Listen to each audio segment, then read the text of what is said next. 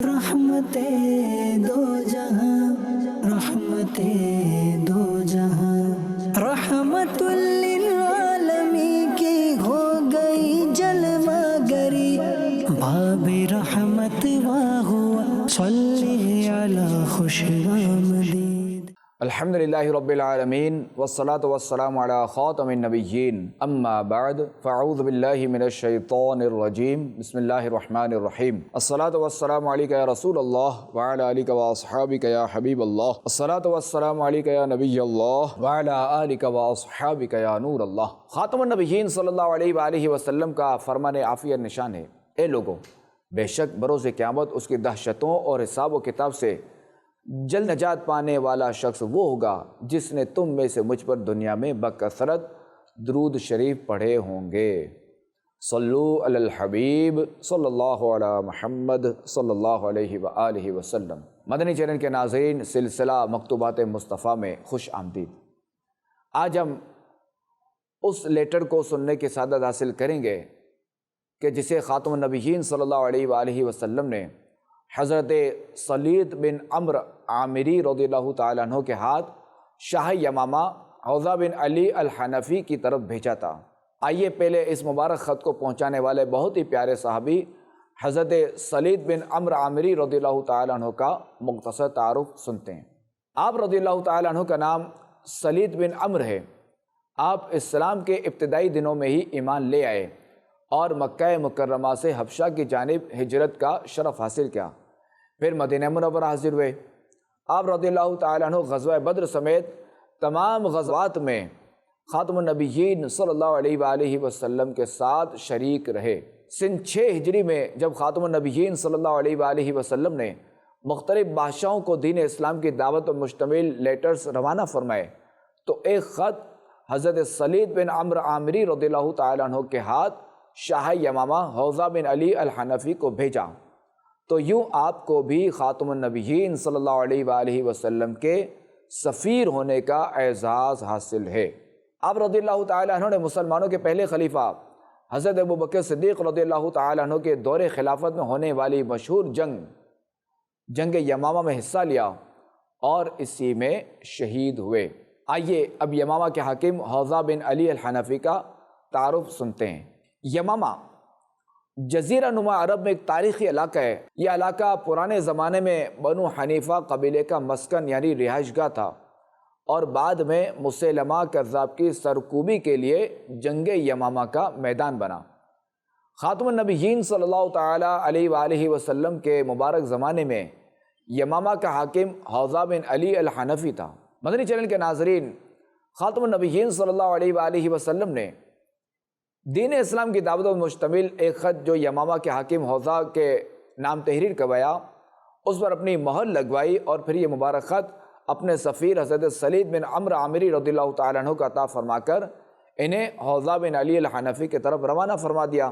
जब हज़रत सलीद बिन अम्र आमिरी रज़ियल्लाहु ताला अन्हु ख़ातमुन नबिय्यीन सल्लल्लाहु अलैहि वसल्लम का ये मुबारक ख़त लेकर हौज़ा बिन अली अल हनफ़ी के पास पहुँचे तो उसने मुबारक ख़त पढ़ा। आप रज़ियल्लाहु ताला अन्हु को एज़ाज़ व इकराम से नवाजा और मेहमान बनाकर अपने महल में ठहराया। आइए इस मुबारक ख़त का मज़मून सुनने की सादत हासिल करते हैं। बिस्मिल्लाहिर्रहमानिर्रहीम।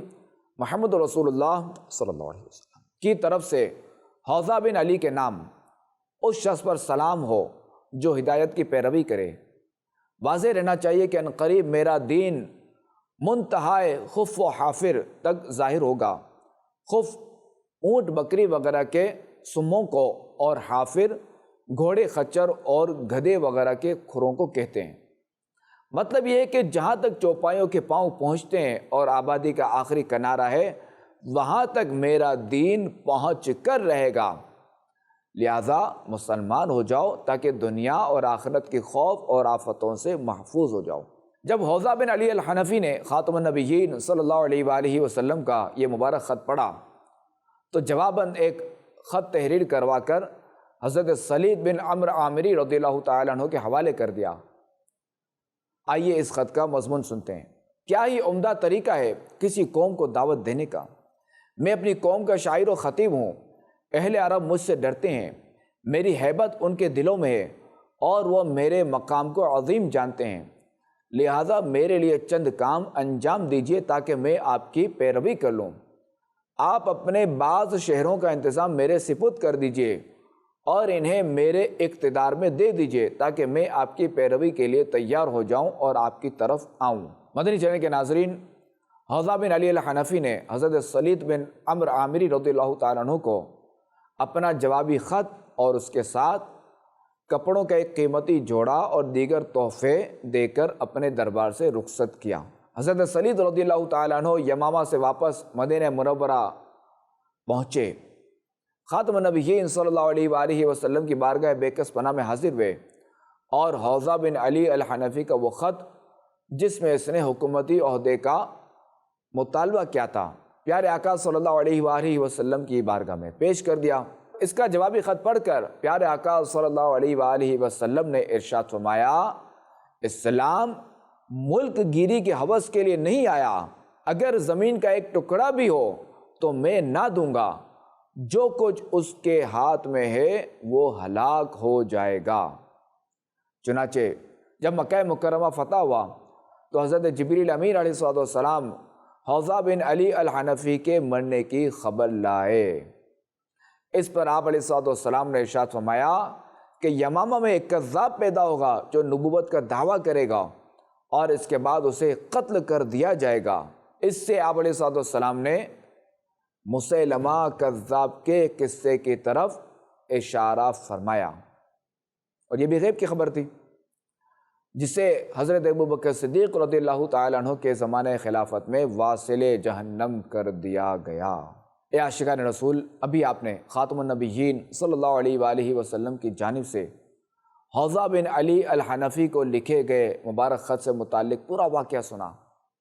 آئیے اس واقعے سے حاصل ہونے والی چند اہم باتیں سنتے ہیں۔ خاتم النبیین صلی اللہ علیہ وآلہ وسلم نے شاہ فارس کسریٰ کے بارے میں فرمایا تھا، اللہ پاک اس کی بادشاہت کو ٹکڑے ٹکڑے کر دے گا، تو اللہ تبارک و تعالی نے اس کی بادشاہت کو ٹکڑے ٹکڑے کر دیا۔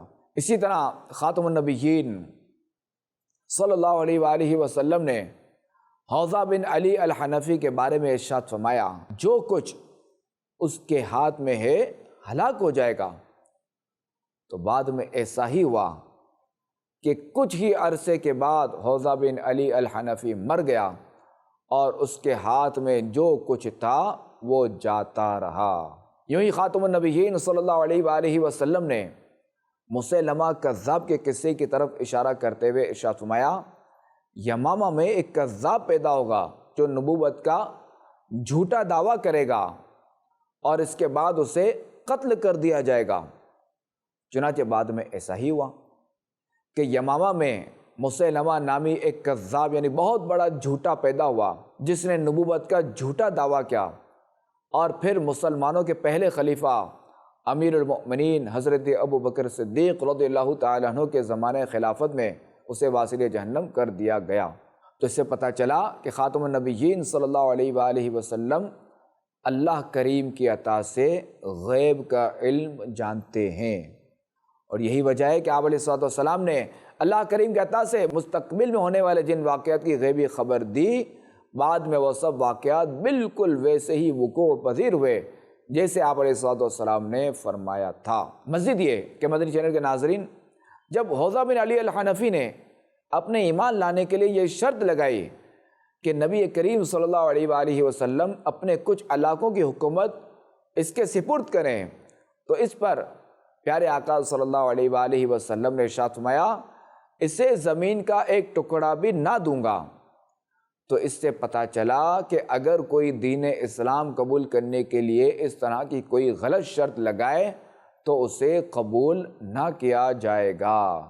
مدنی چینل کے ناظرین، یہ بھی یاد رہے کہ جب خاتم النبیین صلی اللہ علیہ وآلہ وسلم کی جانب سے مختلف بادشاہوں کے بھیجے گئے خطوط کا مطالعہ کرتے ہیں تو یہ بات سامنے آتی ہے کہ خط پہنچانے والے سفیر کو کسی بادشاہ نے جانی یا مالی نقصان نہ پہنچایا، بلکہ شدید اختلافات کے باوجود انہیں عزت و احترام کے ساتھ اپنے پاس ٹھہرایا اور تحفے تحائف دے کر اپنے درباروں سے رخصت کیا۔ اسی طرح جب کسریٰ شاہ فارس کے گورنر بازان نے اپنے 2 آدمیوں کو خاتم النبیین صلی اللہ علیہ وآلہ وسلم کی بارگاہ میں بھیجا تو آپ علیہ السلام نے ان سے کچھ تعارض نہ فرمایا۔ وہ پوری حفاظت کے ساتھ آپ علیہ السلام کے علاقے میں ٹھہرے اور پھر آپ علیہ السلام نے اپنا پیغام دے کر انہیں اپنے یہاں سے رخصت فرمایا۔ حالانکہ یہ جو بازان کی طرف سے جو 2 افراد آئے تھے، یہ اپنے زوم فاسد میں خاتم النبیین صلی اللہ تعالیٰ علیہ وآلہ وسلم کو پکڑنے کے لیے آئے تھے اور یہ پیغام دینے کے لیے آئے تھے کہ آپ کو جو ہے وہ روم کے بادشاہ کے پاس آپ کو جانا پڑے گا، ورنہ وہ آپ کا علاقہ اور آپ سب کو وہ شہید کر دے گا۔ مگر آپ علیہ السلام نے انہیں کچھ بھی نہ فرمایا۔ یوں ہی مسیلمہ کذاب کے 2 نمائندے خاتم النبیین صلی اللہ علیہ وآلہ وسلم کی بارگاہ میں حاضر ہوئے تو آپ علیہ السلام نے ان سے ارشاد فرمایا، اگر یہ قانون نہ ہوتا کہ قاصد قتل نہیں کیے جاتے تو میں تمہاری گردنیں مار دیتا۔ مفتی احمد یار خان نعیمی رحمۃ اللہ تعالی علیہ اس حدیث کے تحت فرماتے ہیں کہ مسیلمہ کذاب کے ان 2 نمائندوں کے نام عبداللہ ابن نواحہ اور ابن اثال ہیں۔